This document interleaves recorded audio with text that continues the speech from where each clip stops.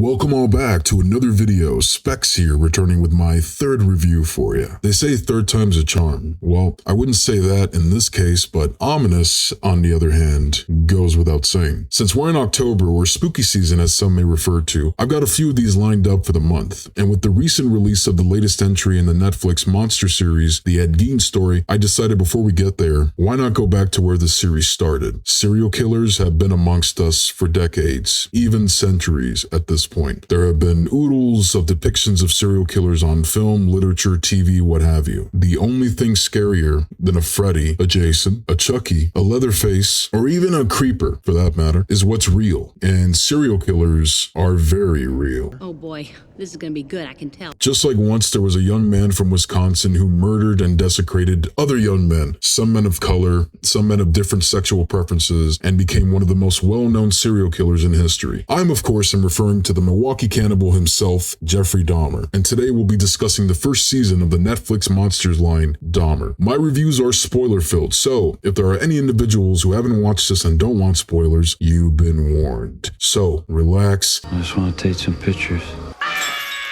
And let's get to it. Throughout this 10-episode season, we go through the life of Jeffrey Dahmer from his inception to his death. We unravel his descent into the abyss of torture, necrophilia, and cannibalism. We learn how he came to be this way through childhood, teen years, and adulthood, all of which earned him the nickname the Milwaukee Cannibal or Milwaukee Monster later on. We start with episode 1 titled Bad Meat. We start off in the early 90s, 1991 I believe, to Dahmer cutting up some limbs just before heading out to a nightclub. Naturally, when you're playing Operation at home, you gotta go clubbing afterwards, didn't you know? Anyway, Jeffrey leaves with a guy named Tracy. They both head back to his apartment. Jeff then gives Tracy a polyjuice potion. Now Tracy, like most rational people, quickly starts getting the impression he shouldn't have walked through that door, and rightfully so. Jeff does what he loves to enjoy doing. Tracy decides fuck that, survival instincts kick in, and manages to escape his clutches. Tracy then returns with the cops. The cops find his treasure trove of photographs depicting some of his victims that have been posed and mutilated, along with a vat of acid containing varying decomposing limbs from some of his victims. He's then arrested and taken into custody as the voice of Glenda Cleveland echoes and resonates with the musical score, which I thought was a very nice touch in terms of editing. They contact his father, Lionel, and inform him of the crimes his son has committed, and onward begins the investigation and outcry from the community regarding these ghastly crimes. We move on to episode 2 titled Please Don't Go. This is where we travel back to the beginning, which started in the 1960s. We see a young Jeffrey Dahmer arriving from school to a home just brimming with love and affection. And you could tell early on something was always off. The fact that his parents had an intoxicating relationship and spread that aura around their home like air freshener, he never had a chance in the world. Now, no child should ever have to be in this environment, but it does happen, unfortunately. And during this time, they paid no attention or concerns to these characteristics. We also start to see his father educating him more in mortuary science, so to speak, starting with a dead opossum under their house and then picking up the carcass of a raccoon and dissecting it in the garage. Now, clearly Lionel is just building upon the only interest Jeff has shown to have, a father and son bonding type of scenario. And in the 60s, guys probably didn't think much of the mental repercussions this would have on a child. I mean, mental health wasn't exactly something that was as prevalent as it is today. So in a way, I'd say Dahmer was a victim of his own time and environment, from my perspective. His mother, a hypochondriac, mind you, was struggling with depression, and after having 2 kids, probably had postpartum. Then you add the fact that her husband was always working or away, had to deal with 2 children on her own, on top of her own issues. Like I said, he didn't have a chance, and it's truly a shame when something like this happens, and yet it could have been prevented. Perhaps it was a touch of fate at hand, though. Maybe it was always going to go this way, but you never really know. It's clear his mother was struggling, and his father was a workaholic, so I don't believe they did this to him intentionally, but subconsciously is a whole different matter. Whether some people want to accept it or not, these issues are generally traced back to the parents and the environment they inhabit. To be clear, this doesn't mean that's always the case, but it's displeasing when some parents don't take responsibility and accountability for creating a monster that's undisputably a result of their own flaws and inadequacies, yet they blame it on the child directly or outside influences. To me, that's wrong and unacceptable, but becomes a more reoccurring trend in the world we live in, unfortunately. As we move ahead in time, Dahmer grows up, works, lives in Miami for a little bit, drinks heavily, which has been well documented, alcohol and isolation. What could go wrong? He then returns home and lives with his grandmother, decides I'm stealing that fucking mannequin, and does so. Maybe it's a silver thing. I mean, he was Quicksilver, after all. Hardy fucking har. Or maybe he just has an appreciation for the beautiful sculpture that is the physique of the human male body. I'm surprised he didn't fly off to Florence and try to make off with Michelangelo's statue of David. Oh well. Next up is episode 3, titled Doing a Dahmer. We see more of his time in high school, how socially awkward he can be and was to the general public. Narratively, through each episode in this series, we jump between the time periods of Jeffrey's life, from childhood to teen years to adulthood. It constantly keeps you invested and engaged, which for me is important when it comes to any streaming series or TV show now, so that's a plus. Parents get divorced, which is shocking. Lionel decides I'm moving in with my new girlfriend. Joyce says, fuck you, I'm out, and taking Jeff's younger brother with her. So Dahmer at this point is really isolated, drinking more, lifting weights, and is exploring his sexuality with alcohol, isolated induced fantasies. Always a great sign. Later on, we meet Steven, a hitchhiker trying to get to a Pegasus concert, but unfortunately won't make it there. The 70s honestly was truly the decade of hitchhikers and hitchhiking, and especially after films like Texas Chainsaw Massacre, for example. Man, did that die quickly, but understandable. Nowadays, people call Uber, or depending on where you live, those public electric scooters. Sorry, dude. Fuck me! That's the one thing most people do appreciate about the modern age we live in, is that it's difficult to get lost or kidnapped these days and get away with it. So take some solace in that. Episode 4, titled The Good Boy Box, continues with more toggling between the 70s, 80s, and early 90s, while Dahmer's being interrogated. Sneaking into a group photo for the Honor Society, which I thought was hysterical, how pissed off and insulted they were at the very idea of Jeffrey Dahmer in their picture. They don't even know who he is at this point, at least I don't think they do, and they just lose their shit as if the world's just crumbling to pieces. Thus witness the beginnings of HOA communities. Anyway, Lionel returns home to find Jeff left alone by his loving mother, takes him to sober up and to get his life back on track. Ships him off to be in the military, but Jeff says fuck that, gets discharged, moves back in with dear old Granny, works as a butcher in a Polish deli. Granny then discovers some unmentionables, tosses it, and Jeff takes it remarkably well. He then goes to a state fair, has a bit too much fun, gets arrested, loses his job at the deli, then gets a new one at a blood plasma center, and begins drinking these packs of blood from patients like a bloody vampire. Later on, we start to see more of his modus operandi. He's essentially luring his victims with the promise of dinero, or a service of sorts, to a bathhouse, roofs their drinks, which we see him pick up pharmaceutical knowledge during his time in the service, and off he goes. Another night, he meets this one guy up in the club, also named Steve. Noticed his killer dance moves and buys him a drink. He then takes him to a luxury suite, accidentally ingests one of his own pharmaceutically made cocktails, gets ordered 66th, almost in a trance-like state. He wakes up the following morning and finds his date beaten to death. He then leaves with the body, goes back to Granny's, begins shop class, and then keeps the head wrapped in saran wrapped and kept in the good boy box, naturally. A truly haunting yet frighteningly moving scene. It's these moments that make the Dahmer story shine and show you who he really was. A window into his mind and soul, if you will. This is some scary shit!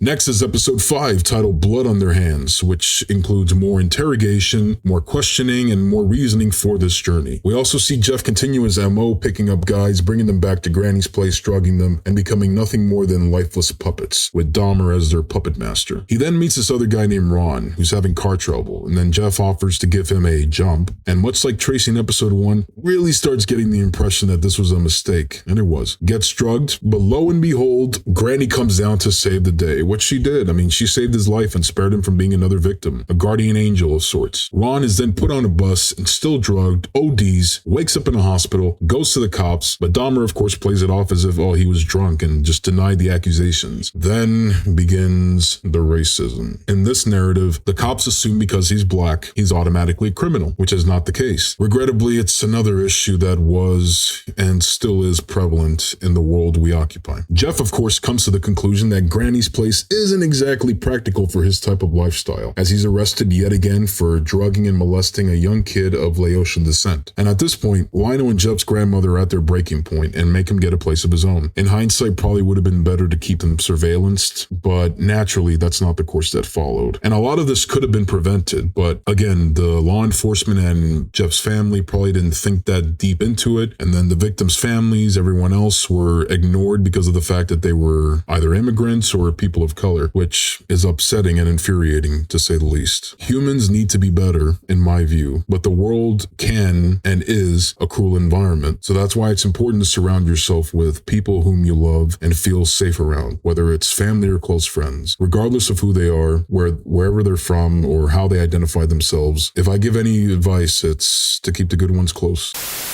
Moving on to episode 6, titled Silence, we're introduced to Tony Hughes, who fell prey to Jeffrey Dahmer, regrettably. This episode focuses mostly on Tony's life, the struggles he's endured, and naturally being deaf, gay, and black, all during the 80s and early 90s, with an AIDS epidemic, not to mention gay bashings or killings occurring at the time to top off. It must have been very difficult for Tony and other individuals like Tony, but he doesn't let that hold him back and continues to persevere and live life. Later on, Tony meets Jeffrey. Now, in this rendition of Jeff's story, Tony is different from the others as you see them form a closer and stronger bond. To be clear, I don't know how accurate this relationship was, so if someone does know, feel free to let me know in the comments. But we do see them grow closer, and they complement each other well. I think this could have very well been a possible path for Jeff and Tony to have gotten together, and they could have lived the life they wanted. Clearly, that wasn't going to happen, but it's a shame because they really build a connection in this series, which at moments was very touching. But the happy moments don't tend to last in these tales. As Jeff would say, they've gone into the vortex. After a somewhat intimate night, Tony tries to leave and Jeff reverts back to his true nature. Now you see the struggle where his rageful, murderous impulses kick in at the very first sign of any resistance or what he interprets to be rejection to him. Because of this, he makes Tony another victim.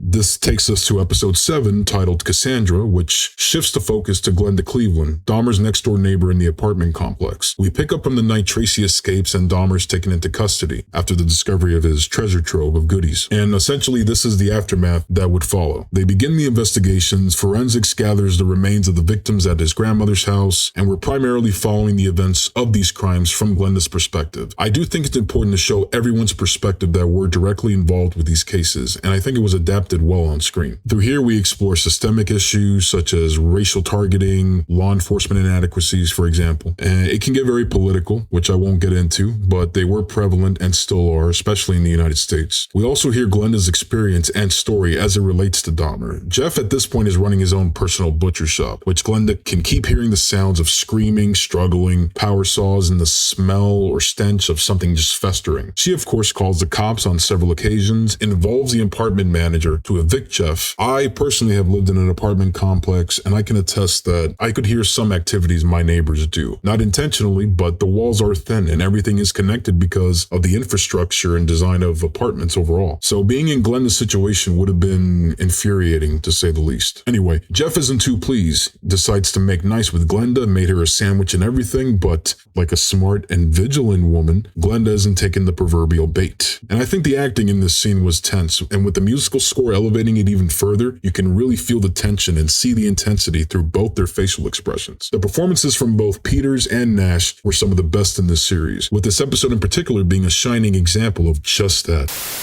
Which takes us to episode 8, titled Lionel, which moves over to Jeff's biological parents, Joyce and Lionel, shows their perspective and how they cope with the crimes their son has been accused of and committed. In many ways, it's a reflection of themselves and the issues they've dealt with. Like I mentioned earlier, they may not have done this to him intentionally. I definitely don't believe they did, but to a certain extent, they are to blame, and they both know it. In the end, the only option they can do, or any one of us can do in those situations, is to square with those decisions. We also see more of the community coming together to fight for the deceased and target the officers involved that ignored the signs and swept it under the rug. Individuals like this should never be officers or in any position of power. In my opinion, these people only serve themselves and hide behind the facade of the brotherhood for their boys in blue. So in that way, the show feels very real, which it is, and makes it even more terrifying, which just makes it that much more effective in its storytelling prowess. For that, I praise its realism. We also see the trial for sentencing, hear the testimonies from the victims' families, a very emotion-filled moment for the families, and rightfully so. Essentially, he's sentenced to life in prison. His parents are also weighed down by the gravity of their mistakes. Lionel admits his failings as a father to him, and Joyce attempts suicide as she couldn't bear the pain and consequences of what has happened. Then the two pillars of justice were reinstated as if they're victims, which they aren't, but it is what it is. This takes us to episode 9, titled The Boogeyman. We continue with the aftermath following the sentencing. Dahmer at this point is all over the news, magazines, what have you. He develops a fan base, which, yeah, that happens. He's getting letters of appreciation, money, sounds of the deep tapes. I mean, I'd say he's adjusting well to prison life, but definitely not the place you want to flaunt either, especially if other inmates are aware of his existence and crimes. That could definitely make you a target. We spend more time with Glenda and some of the victims' families as they grieve, and the 2 police officers being commended, painted as martyrs by twisting the narrative of what went down, which I'm sure we all just want to give them a standing ovation. The sad reality is the outcome they received is not the one they wanted or expected, because at this point in the story, people are sending scripts to some of the victims' families, dudes are taking Polaroids just outside the apartments, some are getting racist prank calls from police officers, no less. It's unacceptable. It's unacceptable and it's wrong. But again, it is what it is. What are you going to do? Meanwhile, Dahmer survives an attempted assassination, goes to the hospital, and continues to read fan mail, with one letter in particular truly epitomizing the effect of the story that Jeffrey Dahmer has had on society at that time and for the generations to come. Which of course takes us to the end with episode 10, titled God of Forgiveness, God of Vengeance. We open up with a guest appearance of another serial killer, one who's also well known, the killer clown himself, John Wayne Gacy. I'm actually surprised he didn't get his own series or season in this monster's umbrella. I guess they either didn't want to or felt it would be more appropriate to condense it to the one episode. Seeing him in that clown outfit just says it all. I mean, it's unnerving, demented, and for anyone who has fear of clowns, it's not going to do you any favors. Dahmer, on the other hand, is having the time of his life, pulling pranks, making money, and pissing off temperamental inmates, which brings us to Christopher Scarver. As some of you may or may not know, Scarver is the inmate who murdered Jesse Anderson, who's convicted for the murder of his wife, and Jeffrey Dahmer himself. He begins to learn more about Jeff, his crimes, and whatever news article he can get his hands on, and naturally, being schizophrenic, we all know how this ends. Jeff then finds religion, apparently, gets baptized the day Gacy is executed, and gets assigned to work duty. Scarver then assists Dahmer to return to God, and that's all she wrote. I'm vengeance. Jeff met his demise, with every shot to the head just being an eerie reminder of a handful of his victims who met their end at the hands of Dahmer. The editing there was just nice, and the feeling of justice being carried out was ever so present. And I gotta say, at the hands of a black man, that's very fitting considering most of Dahmer's victims were men of color. Alas, another monster gone. As we draw near the end, the Dahmer season was a truly immersive, haunting portrayal of the story told. Evan Peters gave one of his best performances on this series without question. A great cast was selected overall, in my view, and portrayed these people to the best of their abilities, I'm sure. I mean, come on, you even had Molly Ringwald in this. I enjoyed her in Pretty in Pink, Breakfast Club, to name a few films. Richard Jenkins had been in numerous films you may have seen at one point or another. I mean, I could talk about the cast all day, but I won't. Honestly, it speaks for itself. It's a very compelling tale of abuse, neglect, parenthood, torture, and the darkness that can inhabit the very hive of the human mind and soul. Dahmer is and was very real. With someone like Jeffrey Dahmer, there is no one direct answer. One thing I do know is your parents have lied to you as children, because monsters are very real and they do exist among mankind. They always have and they always will. I hope you enjoyed this review. Please sound off below if you care to voice your thoughts. If you'd like to see more, do yourself a favor and be buddies with that subscribe button for all kinds of good shit. I want to make it clear that we're all human beings, we're all people, be kind and courteous to one another. That being said, it's time for all of you to scat. Specs will be seeing you again real soon.